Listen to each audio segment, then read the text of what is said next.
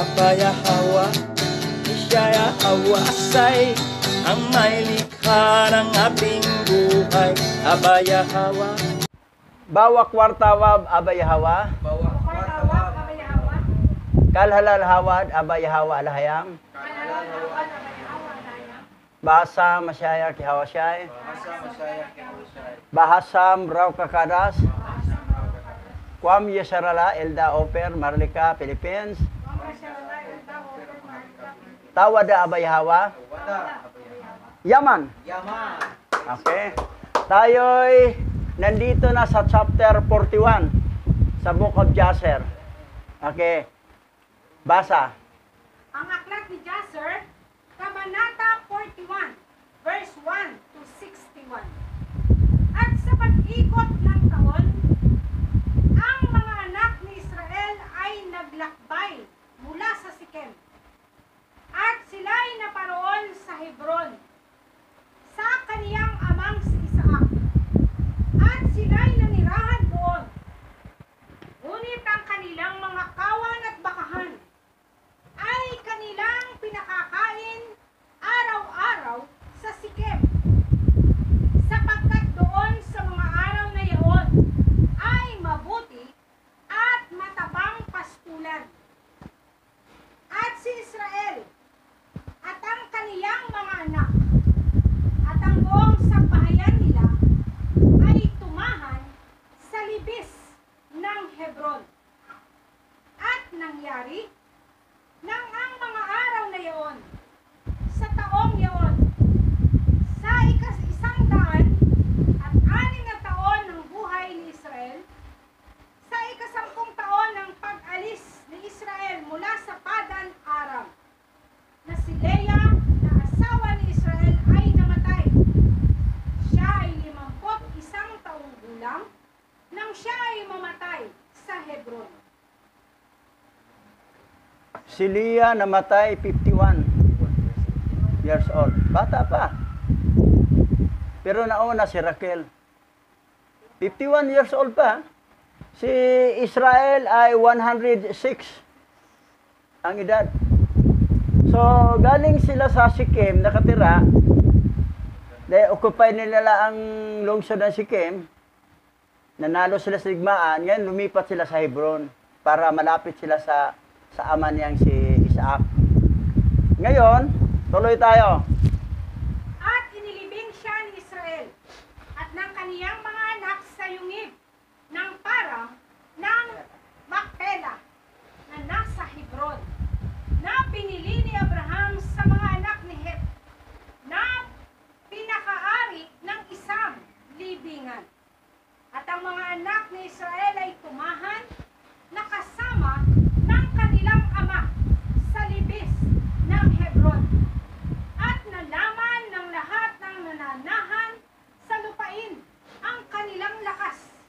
At ang kanilang kabantugan ay lumaganap sa buong lupain. At si Isaac na anak ni Abraham ay naninirahan pa rin sa mga panahong iyon sa lupain ng Kanaan. Siya ay may edad na 180 taong gulang. At si Esau na kanyang anak, ang kapatid ni Israel, ay nasa lupain ng Edom. At siya at ang kanyang mga anak ay may mga pag-aari sa gitna ng mga anak ni Seir. Okay, ang edad ni Isaac ay 180. 180 ang edad. So, si Israel, sa buong lupain ng Kanaan, kilala silang bantog talaga sa gera na walang makatalo sa kanila. So, ganun katindi na kinakatakutan nila ang Israel. Ngayon, tuloy tayo. At narinig ni Esau na ang oras ng kanyang ama ay malapit ng mamatay. At siya at ang kanyang mga anak na lalaki at kanyang sambahayan ay dumating sa lupain ng Kanaan sa bahay ng kanyang ama. At si Israel at ang kanyang mga anak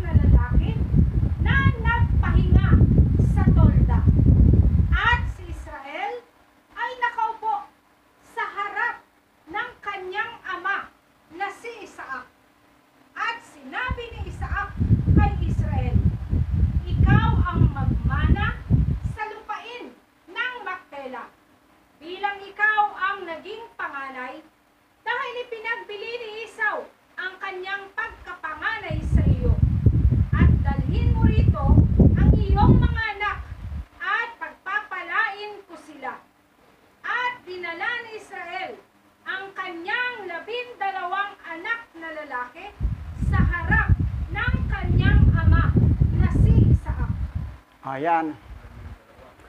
Ito na, medyo malapit nang mamatay si Isaac.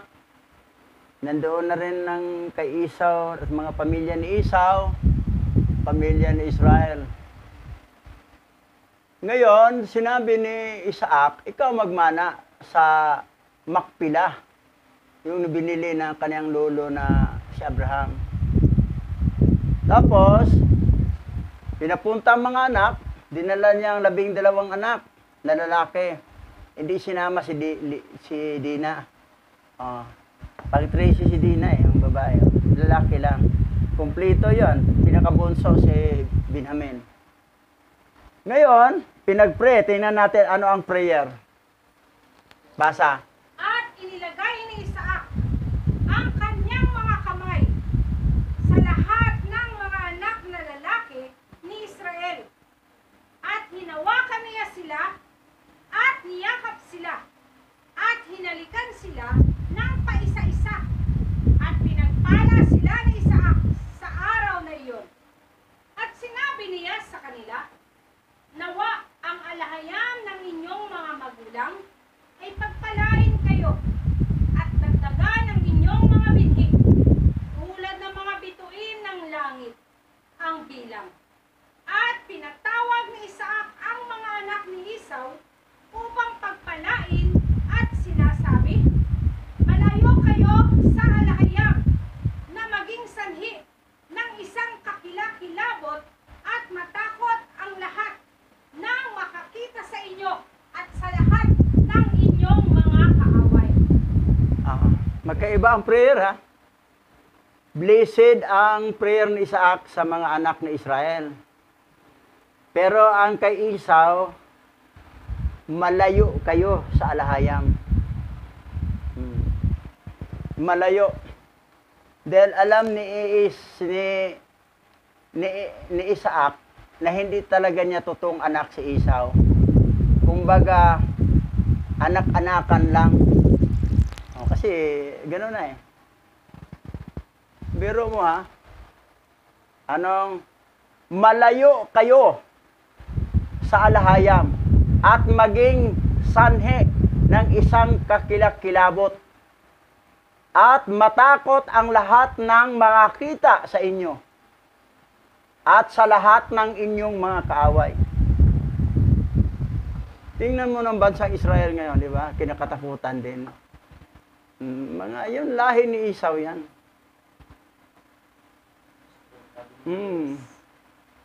So, malayo sila sa alahayam. Dahil hindi naman alahayam ang tawag nila. Elohim. Walang alahayam, Elohim. Tapos Yahweh, Yabi. Hindi talaga Yahweh. Kasi hindi sila totoong Hebrew Israelite. Nagkunwari lang, sila yung mga Edomites. Edom kasi ang palayaw ni Esau eh. So yan. Okay, tuloy tayo. At tinawag muli ni Isaac si Israel at ang kanyang mga anak na lalaki. At silang lahat ay dumating at naupo sa harap ni Isaac. At sinabi ni Isaac kay Israel, ang Yahweh alahayam ng buong mundo ay sinabi sa akin, sa iyong mga binhi ay ibibigay ko ang lupaing ito para sa isang mana kung ang iyong mga anak ay panatilihin ang aking mga batas at ang aking mga paraan. Kaya't aking anak, turuan mo ang iyong mga anak at ang iyong mga anak at ng iyong mga anak na matakot sa Yahweh at pumunta sa mabuting paraan na mapapasaya ni Yahweh ng inyong alahayam, sapagkat kung panatilihin ninyo ang kanyang tipan mula kay Abraham at gagawin ang mabuti kasama ng iyong mga binhi sa lahat ng mga araw upang hindi kayo mapapalayas sa lupaing ito. Yan na ha. Bakit napalayas? Hindi nga sumunod. Hindi nga napanatili. Sabi rito ha, ulitin natin ha. Ang Yahweh alahayam ng buong mundo ay sinabi sa akin, sa iyong mga binhi ay ibibigay ko ang lupain ito para sa inyong mana kung ang inyong mga anak ay pananatilihin ang aking mga batas. Kasama sa batas ang Sabat. At ang aking mga paraan. Kaya't aking anak, turuan mo ang iyong mga anak at ang iyong mga anak at ang iyong mga anak, paulit-ulit, na matakot sa Yahweh. Ang iba, wala nang takot sa Yahweh. At pumunta sa mabuting paraan, sa mapapasaya si Yahweh. Mabuting paraan na mapapasaya si Yahweh na iyong alahayam. Sapagkat kung panatilihin ninyo ang kanyang tipan mula kay Abraham, ay gagawin ang mabuti kasama ng inyong mga binhi at lahat ng mga araw upang hindi kayo mapapalayas sa lupain ito. Ngayon, ang tanong na palayas. Sino na nakatira ngayon? Mga Edomites na. Mga lahi na ni Esau. So, nakuha na nila ang Makpila. Kuha na nila ang Makpila. Kasi, hindi naman dapat mapalayas kung manatili lang. Sila, okay. Pero pagdating sa sunod henerasyon, na sa'yo laging binanggit, sa iyong tuturuan mo, sa iyong mga anak, at sa iyong mga anak, at sa iyong mga anak, next, generation, next. Iyon ang tinutukoy doon eh. Kaya lang tulibagbag talaga sa ibang mga henerasyon na tulibagbag na. Napalayas. 721 BC, unang napalayas ang 10 tribo. Pagdating ng 70 AD, napalayas ang natirang 3 tribo. Yan ang nangyari. Na tayo namang mga remnant, alam na natin ating mga ninuno na mga palpakisyon, bakit gayahin pa natin ang mga palpak? Kasi ang karibal kasi, kaya lang hindi ka na matakot sa Yahweh, ang karibal kasi, yung kayamanan sa lupa. Mas mahal ko yung kayamanan sa lupa kaysa kayamanan ihanda ni Yahweh. Di ko para kita yun, bahala na yun. Okay, sa parang na ko, magkita. Basta importante, masaya ako, may mga kayamanan ako dito.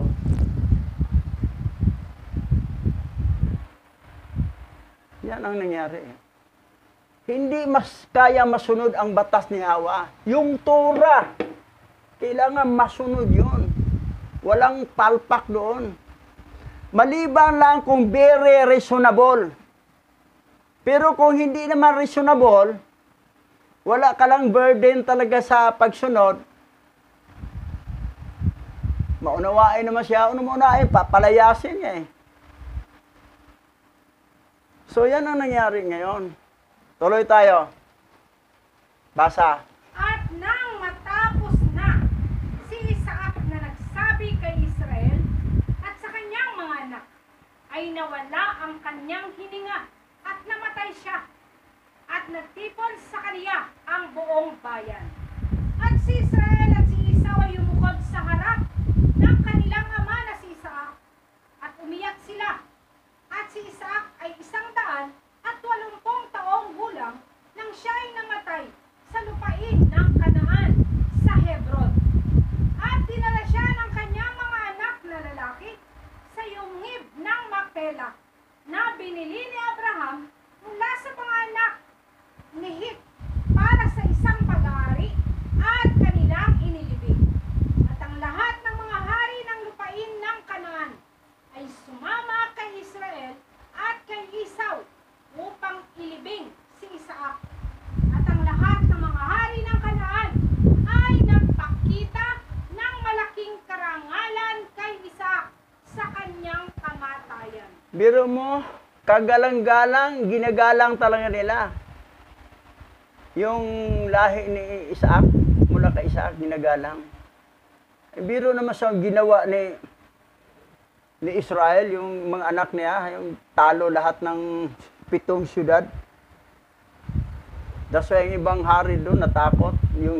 Yung hari ng Hebron, talagang nanguna na, ano tayo, makikapayapaan tayo sa kanila dahil maubos tayo lahat pag hindi tayo makikapayapaan sa kanila. Oh, yan ang nangyari. So, respetado sila. Ngayon, tuloy tayo.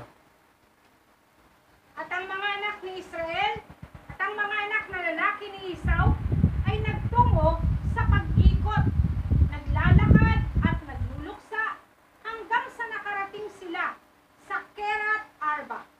At inilibing nina Israel at Esau ang kanilang ama na si Isaac sa yungib ng Macpela na nasa Kerat Arba sa Hebron. At inilibing nila siya ng napakalaking karangalan, tulad ng libing ng mga hari. At si Israel at ang kanyang mga anak, at si Esau at ang kanyang mga anak, at ang lahat ng mga hari ng Kanaan ay gumawa ng isang mahusay at mabibigat na pagdadalamhati. At inilibing nila siya at nagdadalamhati sa loob ng maraming araw. O, matinding karangalan, no? Buong mga hari sa buong Kanaan yun eh. Very respetado talaga. Gumawa pa sila ng mahusay at mabigat na pagdalamhati. At inilibing nila siya na nagdalamhati sa loob ng maraming araw. Ganun katindi ang respeto ng mga hari ng mga lungsod ng Kanaan. Ito, close pa, kaibigan ng anak ni Esau at saka anak ni Israel. Oh, close pa itong dalawa. Oh, tuloy. At sa pagkamatay ni Isaac, iniwan niya ang kanyang mga baka at ang kanyang mga pag-aari at lahat na kabilang sa kanyang mga anak. At sinabi ni Esau kay Israel, narito ang lahat ng naiwan ng ating ama, ay hahatiin natin ito sa 2 bahagi, at magkakaroon ako ng pagpipilian. At sinabi ni Israel, gagawin natin ito. At sinabi ni Israel kay Esau, pakinggan mo ang Yahweh lahayam ng langit at ng lupa, ay nagsalita kay Abraham at kay Isaac na sinasabi, sa iyong binhi ay ibibigay ko ang lupain ito para sa isang mana magpakailanman. So, sino bang naghati? Dalawa lang sila naghati. Si Esau, tsaka si Israel. Ngayon, tingnan natin anong pinaghatian nila. Basa. Ngayon, lahat ng lupain ay nasa harap mo, ay piliin ko. At sumagot si Esau, kung nais mo ang buong lupain ay kunin mo para sa iyo at sa iyong mga anak magpakailanman. At kinuha ni Israel ang yungib ng Macpela na nasa Hebron, na binili ni Abraham mula sa Efron para sa isang pag-aari ng isang libing para sa kanya at sa kanyang binhi magpakailanman. At isinulat ni Israel ang lahat ng mga bagay na ito sa aklat ng pagbili. At nilagdaan nila ito at pinatunayan niya ang lahat ng ito sa 4 na tapat na mga saksi. At ito ang mga salita na isinulit ng Israel sa libro na nagsasabing, ang lupain ng Kanaan at lahat ng mga lungsod ng mga Hittite, ang Hivites, ang mga Jebusites, at ang Amorites, ang Perizzites, ang Gergasites, at sa ilog ng Ehipto, at sa ilog ng Euphrates. Buong Kanaan yun, ha? Nasa deed of sale yun. Yun ang 4 pa na witness na pinirmahan.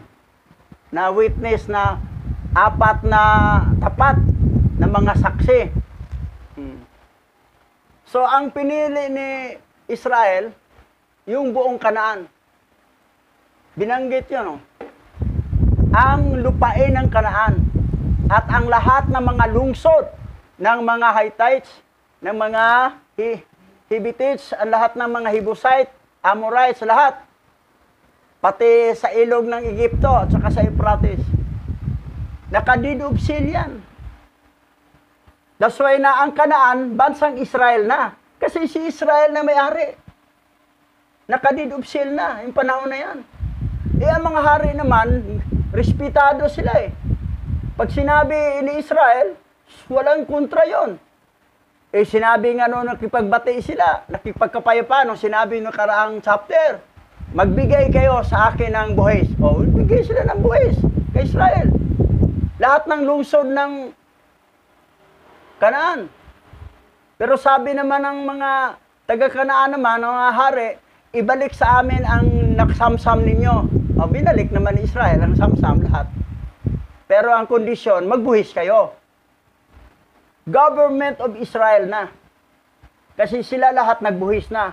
Ngayon, may deed of seal pa. 4 na may bibigat na tapat na saksi. Permado ni Israel, permado rin ni Esau. Kasama ang Makpila na lupain na binilya sa kanilang lolo. Tuloy. At ang lungsod ng Hebron, Kiriath Arba, at ang Yungib, Makpela, na nasa loob nito, ay pag-aari ko.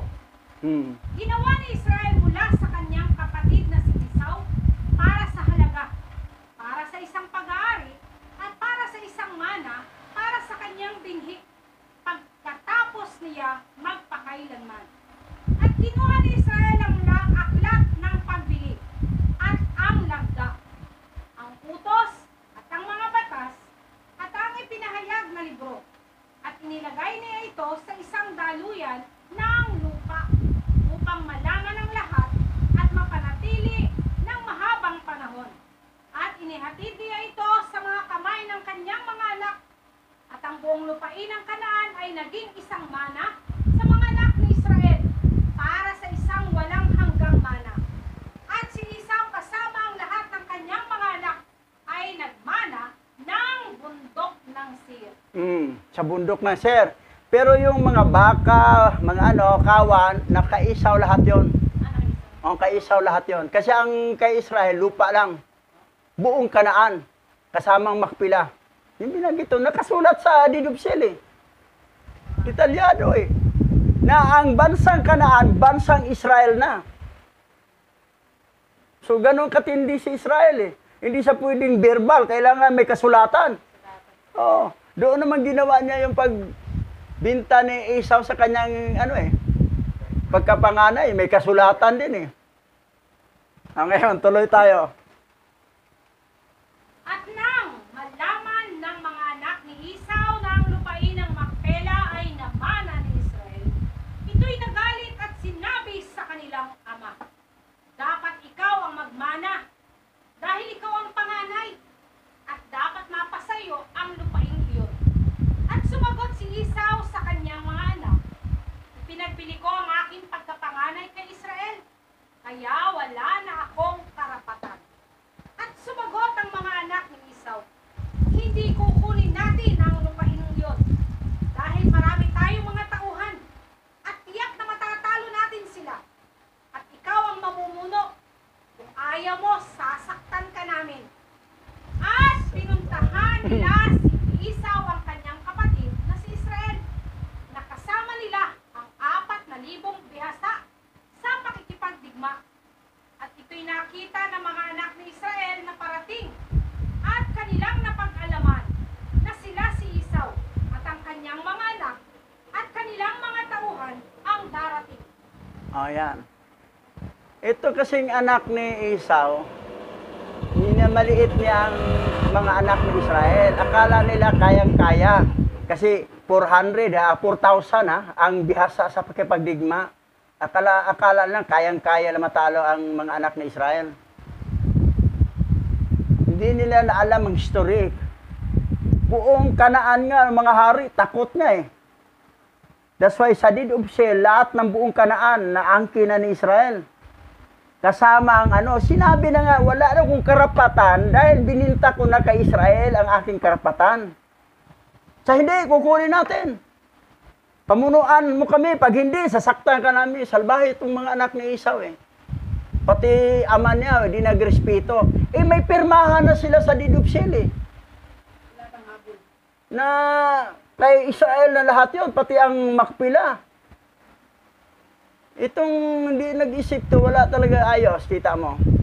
Anong mangyari? Basa.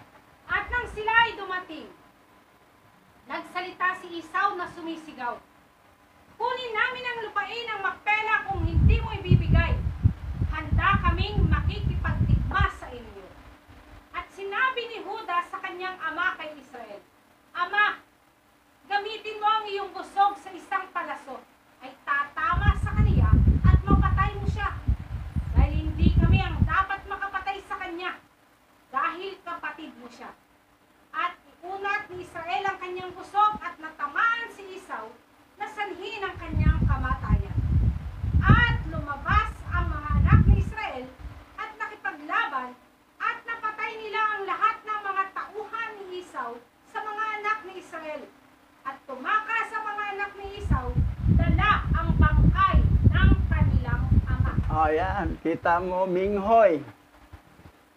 Bihasa 4,000 bihasa, pero sisiw lang sa mga anak ni Israel. Sisiw lang. Talo nga yung, Bitcoin na pinakamagaling sa buong mundo. Eh kasi may tulong nga si Hawa eh. Pinag-away-away ni Yahweh yung mga silang kasamahan. So, ganun katindi mo protection si Hawa kapag ang anak ni Israel, mga remnant Hebrew Israel, tapat lang talaga sa pagsunod ng Torah. Pag once na sumablay tayo, hindi na matuwa si Yahweh sa atin, wala na ang protection natin. Tingnan mo na, biglang nawala ang preno. Dito na. Kung doon yun na walang preno, sa mabilis natin takbo, aksidente tayo. Pero hindi inalaw ni Yahweh, proteksyonan niya tayo. Kasi, nandito tayo sa paglilingkod ng katinuan eh. So, ganun, makikita ko talaga ang protection ni Yahweh kung tayo'y sumunod talaga. Ang importante sumunod. Eh, minsan kasi matigas ang ulo. Yung iba, ayaw sumunod. Okay naman, ilik naman ko, langit. Okay naman bangkita, okay naman parang, sige ka. Ayaw mo na mansion? Too much confidence eh, na in love pa sa mga bagay sa mundo. Sinabi na nga ni Yahweh siya eh, huwag ninyong ibigin ang mga bagay sa mundo, kayamanan ng mundo. Ipinagpalit natin kay Yahweh. Pero mo pagdating dito, biglang nawala ang preno. Mabuti lang man dito, bilis-bilis pa naman ang takbo natin, di ba? Oh, pero may preno pa yun. Oh. Kituloy tayo. At si Joseph na anak ni Israel at ang kaniyang kapatid na si Benjamin na mga anak ni Raquel na asawa ni Israel ay bata pa ng mga araw na iyon at hindi lumabas na kasama ng kanilang mga kapatid sa kanilang pakikipagbaka. At nang makita ni Joseph ang lakas ng kanyang mga kapatid at ang kanilang kadakilaan, pinuri niya sila at pinarangalan sila. Ngunit itinalaga niya ang kanyang sarili na mas dakila kaysa sa kanila at itinaas ang kanyang sarili ng higit sa kanila. At si Israel na kanyang ama ay minahal siya ng higit kaysa sino man sa kanyang mga anak, sapagkat siya ay anak ng kanyang katandangan. At sa pamamagitan ng kanyang pagmamahal sa kanya, nagpagawa siya ng damit ng isang tonika na may maraming kulay. Oh, yan. Pinuri naman ni Joseph yung mga kapatid niya eh. Sa kanilang kadakalian, sa bilis ng digmaan na talagang panalo.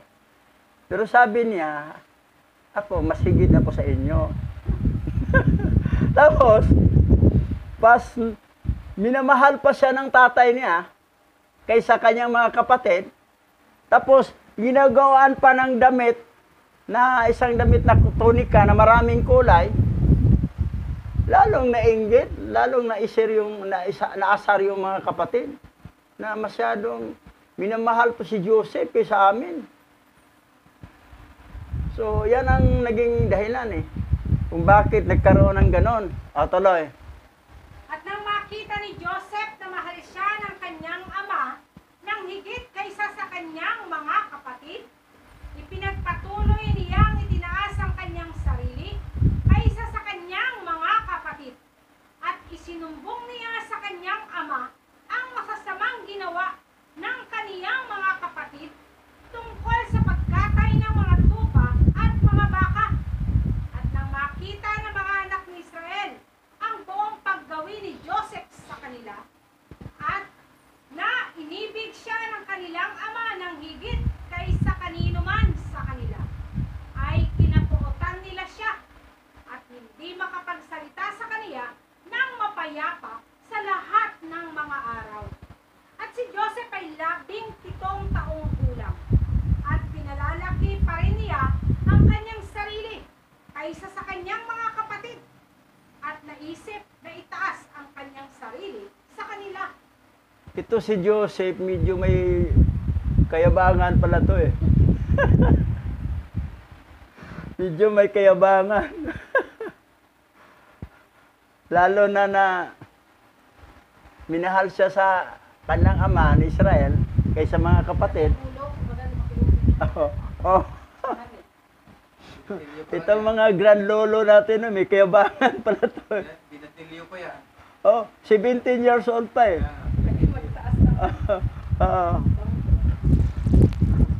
So, itong mga kapatid niya, napuo tuloy, nainggit oh.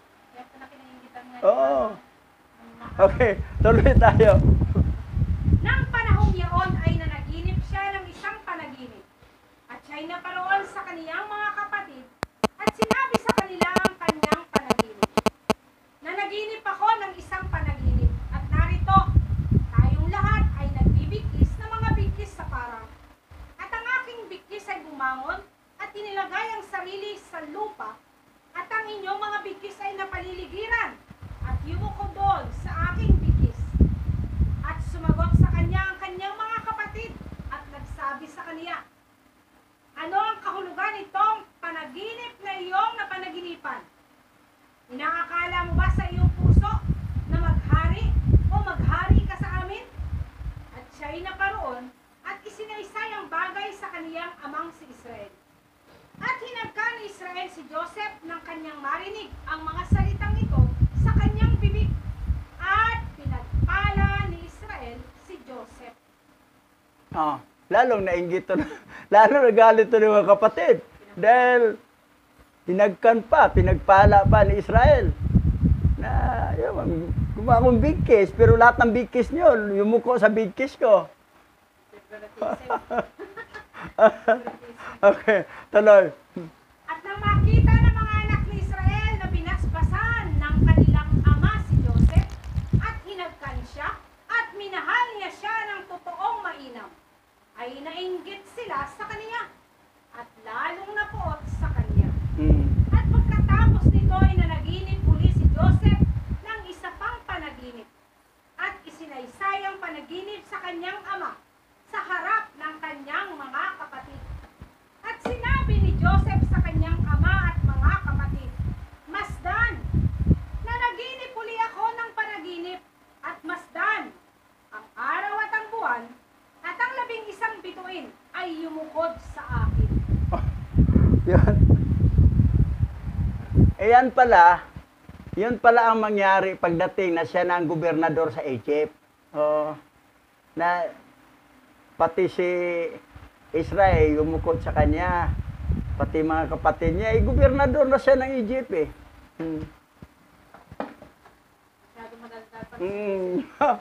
Tuloy. At narinig ng kanyang ama ang mga salita ni Joseph at ang kanyang panaginip. At nang makitang kinapuotan ng kanyang mga kapatid si Joseph dahil sa bagay na ito, kaya nga sinaway ni Israel si Joseph sa harap ng kanyang mga kapatid dahil sa bagay na ito na sinasabi. Ano ang kahulugan itong panaginip na iyong napanaginipan? At ito ay nagpapalaki sa iyong sarili sa harap ng iyong mga kapatid na mas matanda kaysa sa iyo? Inaakala mo ba sa iyong puso na ako at ang iyong ina at ang iyong 11 kapatid na lalaki ay lalapit at yuyukod sa iyo ng iyong sinasalita ang mga bagay na ito? Nangyari lang pala ng ina na niya. Kasi kasama na kasi siya, yumukod eh. Yumukod pala ako, pati ano. Pati yung nanay mo. Pride na sa kanya yun. Pride. Pride So, na yun eh. hindi alam na yan, that is the na mangyayari pagdating ng Egypt. Gobernador siya, niyukod talaga sa kanya eh. So, yan ang nangyari. Advance yun eh, parang prophecy yun eh. Nagalit yung mga kapatid, kaya parang inano niya. Oo. Yung mga kapatid, kunyari ano. Oo. Gi-reveal kasi sa kanya ganon. Magagaling kasi digmaan, pero mas mataas ako sa inyo. Sabi siya. Ito namang mga kapatid niya, inggit, lalo na yung Simeon. Galit na galit yung Simeon eh. Tuloy. At ang kanyang mga kapatid ay nainggit sa kanya dahil sa kanyang mga salita at mga panaginip. At sila ay patuloy na napupuot sa kanya. At si Israel ay nag-ingat sa mga panaginip ni Joseph sa kanyang puso. At ang mga anak ni Israel ay lumaon isang araw upang pakanin ang kawan ng kanilang ama sa Sikem, sapagkat sila ay mga pastol pa noong mga araw na iyon. At samantalang ang mga anak ni Israel ay nangagpapakain sa Sikem ng araw na iyon, sila'y naantala. At ang panahon ng pagtitipon ng mga baka ay lumipas at hindi sila nakarating. So, nag-alala rin si Israel dahil ilang araw na di pa nakauwi itong mga anak ko na nagpapastor sa Sikim. Hanggang ngayon. So, ngayon, ano pa nangyari? At nakita ni Israel na ang kanyang mga anak ay naantala sa Sikem. At sinabi ni Israel sa kaniyang sarili, marahil ang mga tao sa Sikem ay tumindig upang lumaban sa kanila. Kaya't sila'y naantala sa pagdating sa araw na ito. At tinawag ni Israel si Joseph na kaniyang anak at inutusan siya na sinasabi, narito ang iyong mga kapatid ay nagpapakain sa Sikem sa araw na ito. At narito, hindi pa sila bumabalik. Tumayo ka ngayon at tingnan mo kung nasaan sila. At balitaan mo ako kung ano ang nangyari sa iyong mga kapatid. Bakit sila naantala sa pag-uwi? At sinugo ni Israel ang kanyang anak na si Joseph sa libis ng Hebron. At naparoon si Joseph para sa kaniyang mga kapatid sa Sikem. At hindi sila nasumpungan doon sa Sikem. At si Joseph ay lumibot sa parang na malapit sa Sikem upang tingnan kung saan lumiko ang kaniyang mga kapatid. At hindi niya alam ang kaniyang lakad sa ilang. At hindi niya alam kung saan siya magpunta. Yan. Yung akala naman ni Israel na baka nakipag-away ang mga taga-Sikim sa mga anak niya dahil naantala. Inutusan niya si Joseph. Ngayon, di na makabalik si Joseph yun. Di na makabalik sa kanya yun. Galit na galit yung mga kapatid.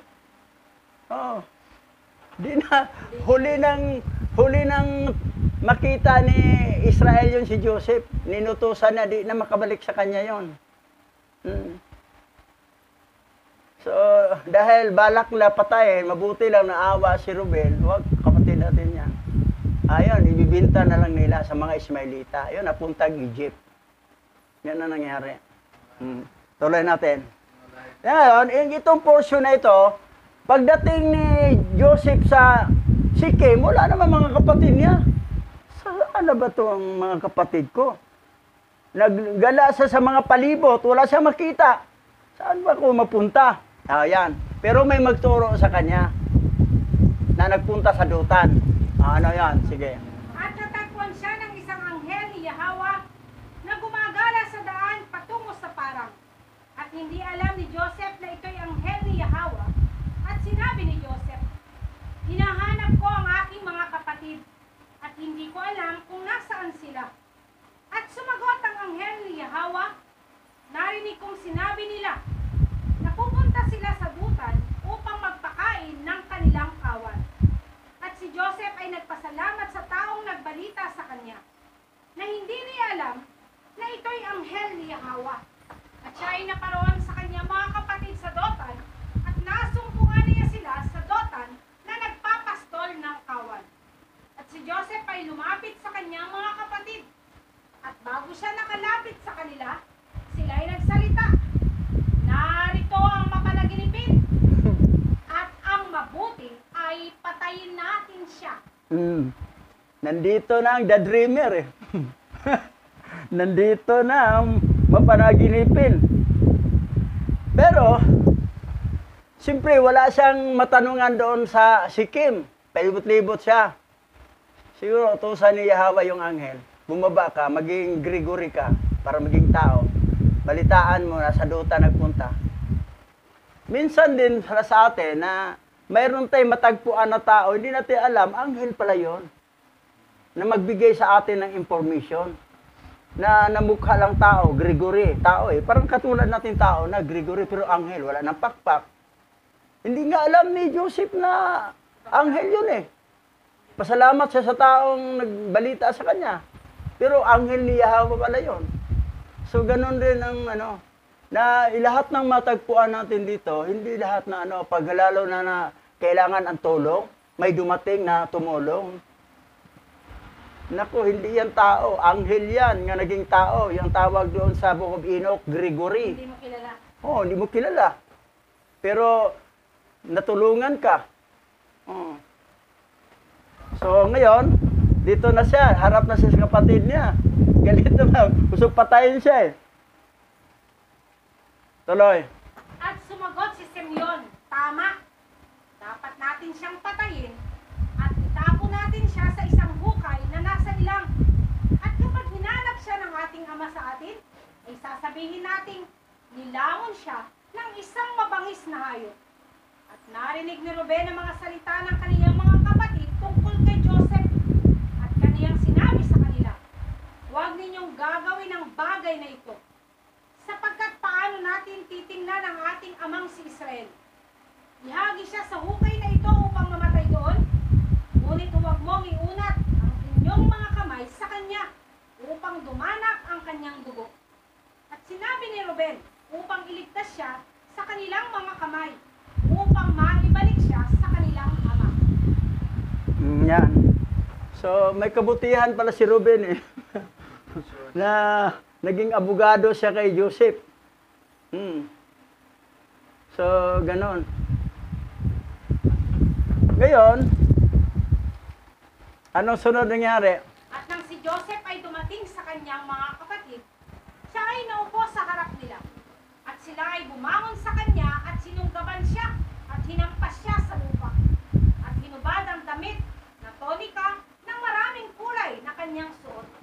At siya ay kanilang kinuha at inihagi sa isang hukay. At sa hukay ay walang tubig, kundi mga ahas at mga alakdan.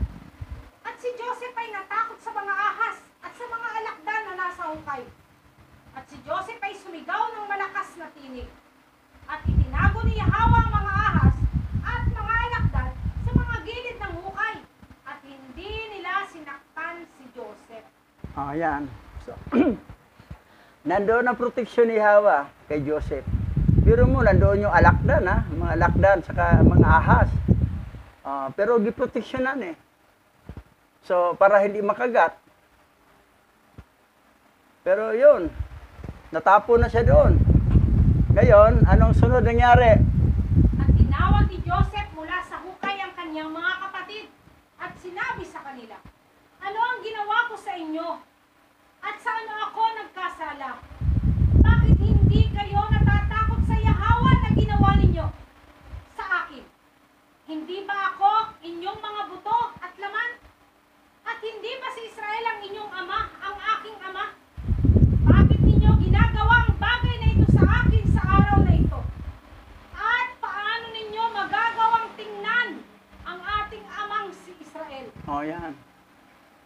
Nasa hukay na yan, ha?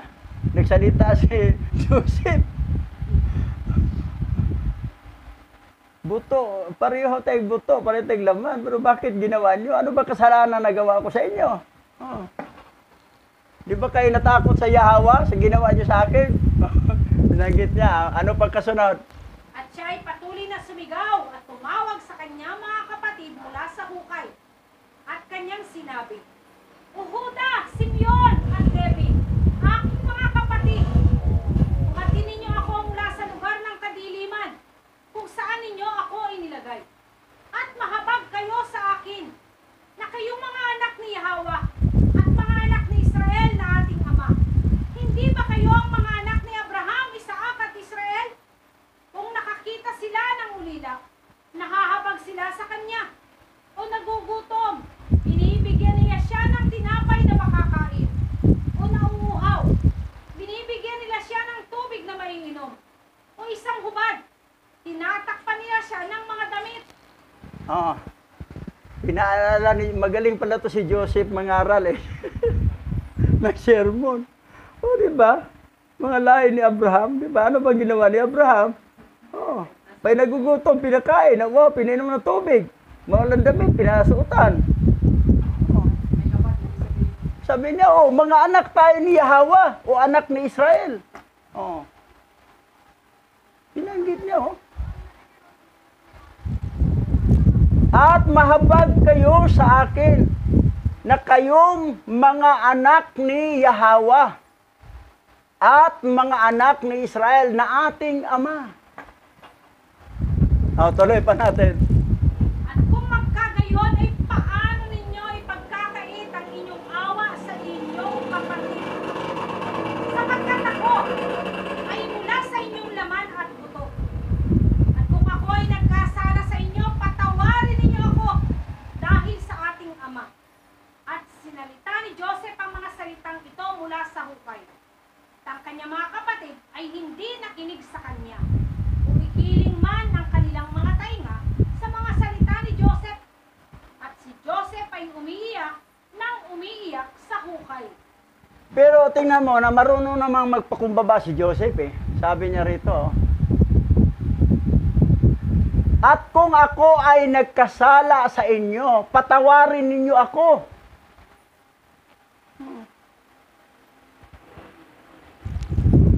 Humingi siyang tawa dahil sa ating ama. Pero ito naman, hindi nakinig, oh. Mga kapatid ay hindi nakinig sa kanya o ikiling man ang pandinig sa mga tainga, sa mga salita ni Joseph. At si Joseph ay umiyak ng umiyak sa hukay.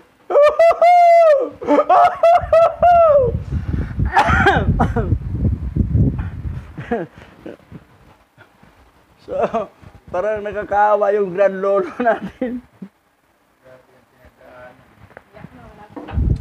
Kasi para matupad yung yuyukod sa kanya. Kasi para mapunta sa Egypt at maging gobernador doon. Mahirap man yung pagdadaanan, pero yun ang layunin maganda. Oo, may layunin. Pero mo. Tuloy. At sinabi ni Joseph, kung alam ng ating ama sa araw na ito ang ginawa ninyo sa akin, at ang mga salita na sinabi ninyo sa akin sa araw na ito, ay iaahon niya ako dito sa hukay na ito. At narinig ng lahat ng kaniyang mga kapatid ang kaniyang mga daing at pagtangis sa hukay. At ang kaniyang mga kapatid ay umahon at iniahon niya sila sa hukay upang hindi nila marinig ang mga daing ni Joseph at ang kaniyang pagtangis sa hukay. So, sa huli na na para tumigil na yung ingay, alisin na lang natin doon to. Ang ingay-ingay, di matumigil sa pag-ingay eh. Oh, ihaon na lang natin. Dito nagtapos, karugtong doon sa sunod Sabat. Oh. Nakalibad-baran din eh. Oo, yan. Oh. So, yan, kasabaan mo ni Ate. Iaho na nga na ito. sabaan pala tong si Grand Lolo eh. Okay, dadako tayo sa prayer, Pastor Richard. Salamat, O Yahweh, sa iyong kahabagan, sa lahat ng mga plano na iyong itinakda para sa amin na upang aming lakaran sa mga araw at panahong ito. Ikaw lamang ang nag-iisang Yahweh, lahayam na may likha ng langit at lupa na siyang aming pinararangalan. At patuloy na ipapahayag ang iyong kabanalan at ang iyong pangalan sa nakararaming mga remnant sa bansang ito at sa lahat ng panig ng lupa, O Yahweh. Patuloy kaming nagpapasalamat sa iyong pag-iingat sa pagre-reveal mo ng iyong mga salita. Higit sa lahat ang iyong pag-iingat sa pangalan mong hindi kailanman nadungisan o nabalahura ng sinumang mga labi na nagpapahayag tungkol sa iyong karangalan at kabanalan, O Yahweh. Patuloy na ang iyong pangalan ay aming igagalang. Pagpalain mo ang lahat ng mga remnant na makakarinig ng mga aral na ito upang ang kanilang puso ay lumalim at maging kapanapanabik ang mga darating na araw upang ang kanilang mga buhay ay maitalaga sa iyong kalooban. O Yahweh, pagpalain mo ang aming mga anak, pagpalain mo ang aming mga kasamahan sa aming mga tahanan, at ingatan mong palagi punuan ang pangangailangan namin, at higit sa lahat, upang patuloy na mapunuan ang pangangailangan ng assembly. Maganap ang iyong mga pangako at layunin upang ang pagsasaayos ng iyong mga salita ay patuloy na maging maayos sa mga araw na itinakda mo sa pamamagitan ni Bishop. Luwalhatiin ang iyong nag-iisang banal na pangalan, sambahin ka aming Yahweh, purihin ka sa pangalang banal ni Mashiach Yahweh Shai. Yaman.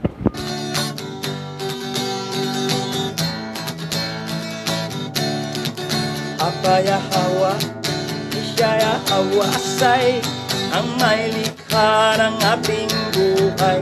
Aba Yahweh,